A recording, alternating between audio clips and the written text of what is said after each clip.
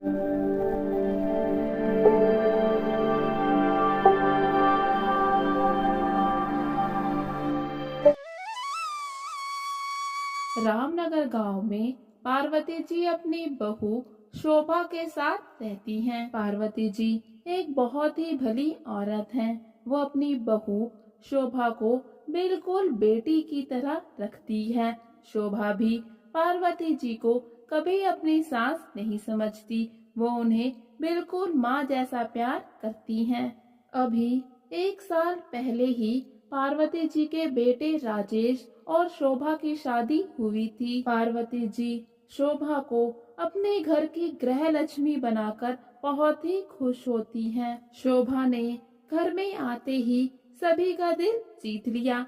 पार्वती जी की तो वो लाडली बेटी बन गई। पहली नजर में जो कोई भी शोभा को उसके ससुराल के लोगों के साथ देखता तो यही समझता कि वो उस घर की बेटी है, लेकिन फिर उसे पता चलता कि नहीं, शोभा बेटी नहीं बहू है। लेकिन वो इस तरह से परिवार में घुल मिल गई है जैसे मानो उसी घर में पली बड़ी हो। पार्वती जी शोभा जैसी बहू पाकर खुशी से फूले नहीं समाती थी, लेकिन वो नहीं जानती थी कि ये खुशी बहुत ही थोड़े समय के लिए है। राजेश और शोभा घूमने के लिए बाहर जा रहे होते हैं। तभी शोभा जिद करने लगती है कि माँ जी और बाबूजी भी साथ में चलेंगे, और फिर शोभा के जिद के आगे पार्वती जी कुछ भी नहीं कर पाती और फिर पूरा परिवार एक साथ घूमने के लिए निकल पड़ता है। लेकिन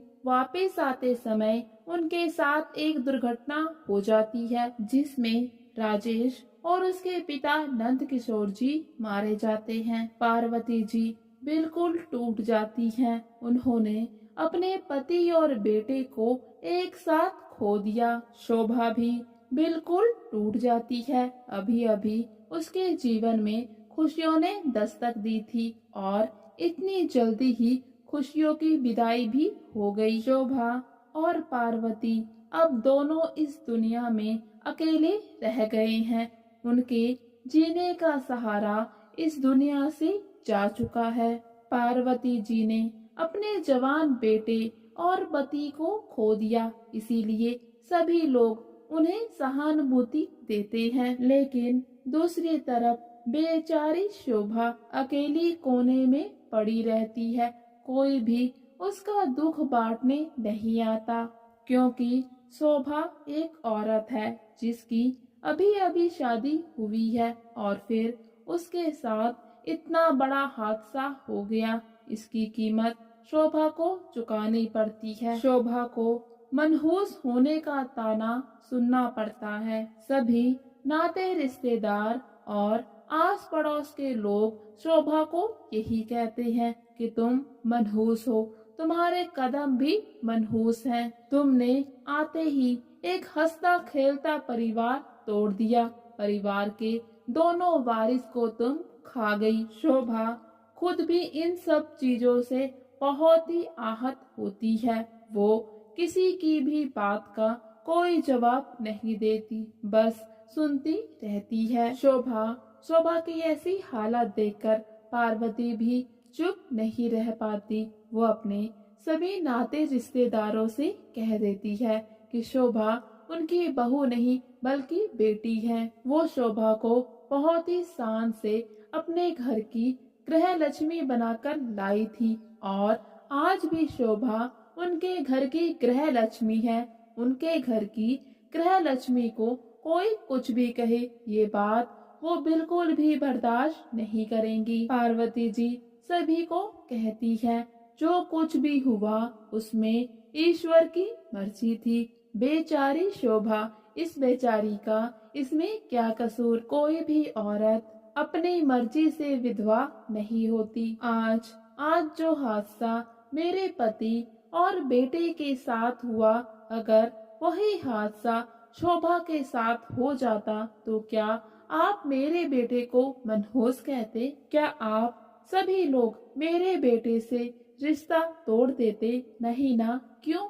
क्योंकि वो एक बेटा है और शोभा शोभा एक बेटी है। सिर्फ इसीलिए, शायद इसीलिए शोभा मनहूस और मेरा बेटा शायद बेचारा होता। मैं शोभा को बेटी बनाकर लाई थी और आज भी मैं उसे बेटी बनाकर ही रखूंगी। पार्वती जी की बात सुनकर सभी लोग चुप हो जाते हैं। शायद उनको भी अपनी गलती का एहसास हो चुका है। पास में ही शोभा के माता पिता भी खड़े होते हैं। शायद वो अपनी बेटी शोभा को अपने घर वापस ले जाने के लिए आए हैं, लेकिन पार्वती जी की बात सुनकर वो भी कुछ नहीं कहते। वहीं शोभा के पिताजी पार्वती जी से कहते हैं, बहन जी, आज आपने मेरी बेटी को समाज के तानों से बचा लिया। अगर आज आप इन्हें कुछ ना कहती तो ये समाज मेरी बेटी को जीने नहीं देता। उसे मनहूस का ताना दे देकर जीते जी मरने पर मजबूर कर देता। अगर हर कोई आपके जैसे सकारात्मक सोच रखने लगे तो शायद इस समाज में औरत की दशा सुधर जाए। फिर वो शोभा को भी समझाते हैं कि बेटी, तुम्हें अपने दुख का सामना करना होगा। तुम अपने दुख से हार नहीं सकती। तुम्हें अपने दुख से जीतना ही होगा।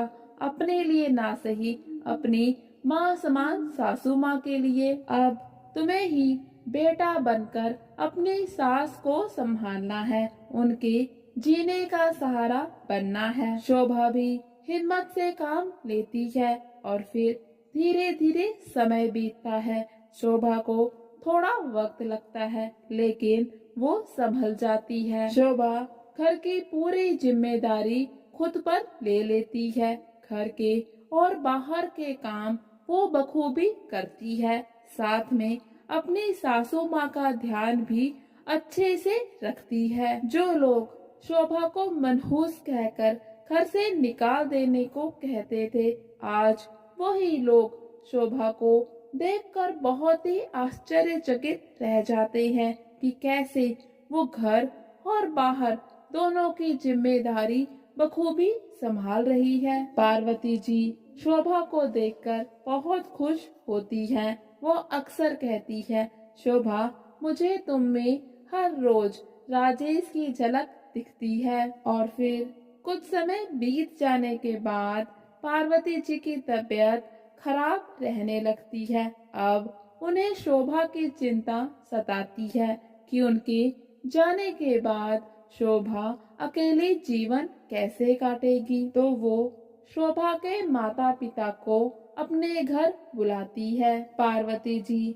शोभा के माता पिता को उसकी शादी की बात कहती है कि वो उसके लिए लड़का देखें और उसकी दूसरी शादी कर दे, लेकिन इसके लिए पहले शोभा को राजी कर लें। शोभा के माता पिता भी पार्वती जी की बातों से सहमत होते हैं, लेकिन वो कहते हैं, शोभा को आपको ही राजी करना होगा। हमारी बात तो वो एक बार टाल सकती है, लेकिन अगर आप कहेंगी तो वो कभी भी मना नहीं करेगी। और फिर पार्वती जी शोभा से उसकी दूसरी शादी की बात करती है, जिसे सुनकर पार्वती एक बार फिर से अपने अतीत में चली जाती है। पार्वती जी शोभा को समझाती हैं, देखो बेटा, मैं जानती हूँ कि तुम राजेश को अभी तक नहीं भूल पाई, लेकिन बेटा, यादों के सहारे पूरा जीवन नहीं काटा जा सकता। जीवन बहुत लंबा है, इसे काटने के लिए एक साथी की जरूरत पड़ती है। इसीलिए मैं चाहती हूँ कि तुम दूसरी शादी करके अपने जीवन साथी के साथ अपना पूरा जीवन व्यतीत करो। पार्वती जी शोभा को समझाती हैं, देखो बेटा, एक अकेली औरत के लिए इस समाज में जीना बहुत मुश्किल है। आज मैं हूँ, तुम्हारे माता पिता हैं, तुम्हारा सहारा है, लेकिन हम और कितना रहेंगे। हम हमेशा तो तुम्हारे साथ नहीं रह सकते। एक ना एक दिन हम तुमसे अलग हो ही जाएंगे। फिर बताओ तुम अकेले कैसे रहोगी बेटा, इसीलिए हमारी बात मान जाओ, दूसरी शादी के लिए हाँ कर दो, यही सही रहेगा।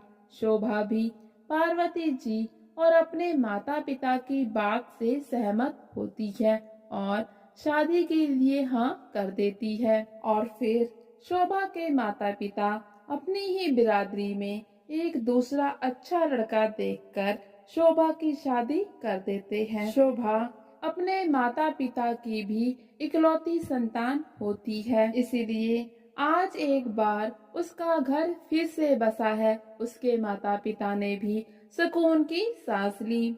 लेकिन शोभा अपनी विदाई के समय पार्वती जी की चिंता करती है और बहुत उदास हो जाती है, जिसे उसकी माँ समझ जाती है और वो शोभा से कहती है, बेटा शोभा, तुम अपनी माँ की चिंता ना करो, तुम्हारी माँ आज से हमारी जिम्मेदारी है। पार्वती जी आज से हमारे साथ हमारे घर में रहेंगी। वैसे भी तुम्हारी विदाई के बाद हम दोनों भी बहुत अकेले हो गए थे।